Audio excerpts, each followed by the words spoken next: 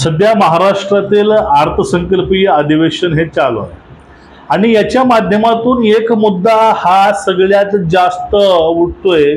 तो मुद्दा म्हणजे महाराष्ट्रातील शेतकऱ्याची पूर्णपणे कर्जमाफी। आता ह्या कर्जमाफीचा मुद्दा नेमका का उठला गेला?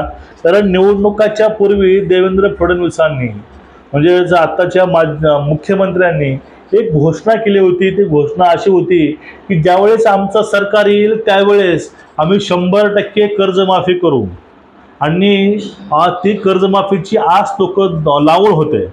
निवडणुका झाल्या त्यावेळेस लोकांनी प्रश्न केले, त्यावेळेस ते बोलले आता काय अर्थसंकल्प आहे, ज्यावेळेस अर्थसंकल्प येईल त्यावेळेस आपण बोलू।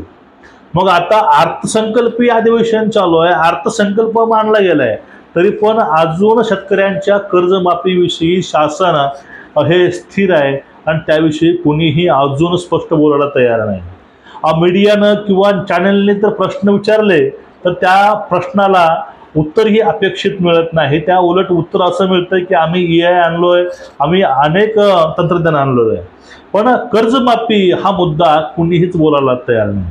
आता या ठिकाणी आर्थिक जे जुळवाजुळव आहे ते करणं खूप महत्त्वाचं आहे, अशा गोष्टी बोलल्या जातात।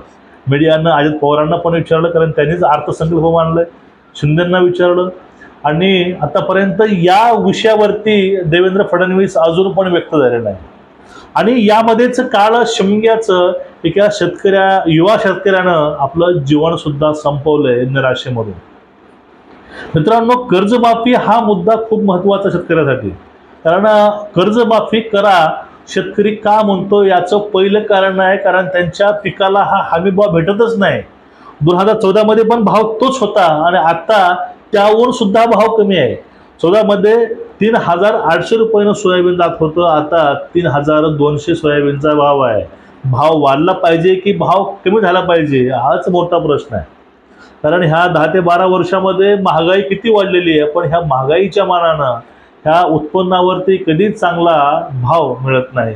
आणि असं जर असेल तर शेतकरी कर्जबाजारी नक्कीच होणार आहे, कारण खताची पिशवी 1600 आणि 1800 मिळते आणि सोयाबीन जाते ते म्हणजे 3200 ला, म्हणजे 50 किलोची खताची बॅग हे 1800 रुपयाला आणि 100 किलोचं सोयाबीन हे 3200 रुपयाला।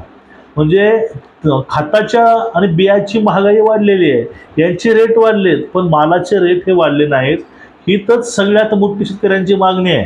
तुम्ही आम्हाला हमी भाव द्या, तुमच्या पाठीमागं शेतकरी कधी कर्ज माफ करा म्हणून लागणारच नाहीत, कारण पैसा असेल तर कुणीही कुणापुढे आपले हात पसरत नाही।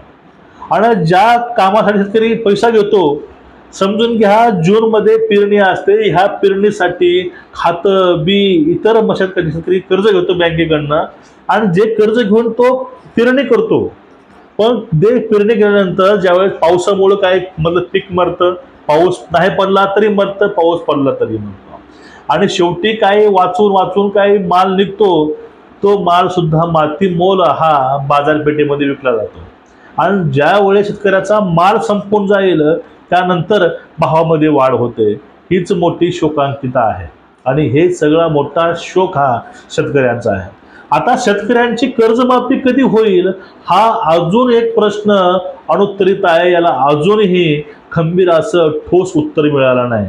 म्हणजे शेतकऱ्याच्या मताचा वापर हा फक्त इलेक्शन पुरता केला गेला असं शेतकरी म्हणता येतात आणि कर्जमाफीची आशा हे दुसरं आहे, पण शेतकऱ्यांनी ही आशा सोडली नाही, कारण पूर्ण शेतकरी हा सध्या कर्ज बाजारी आहे आणि यांना खरंच शासनाच्या मदतीची खूप गरज आहे।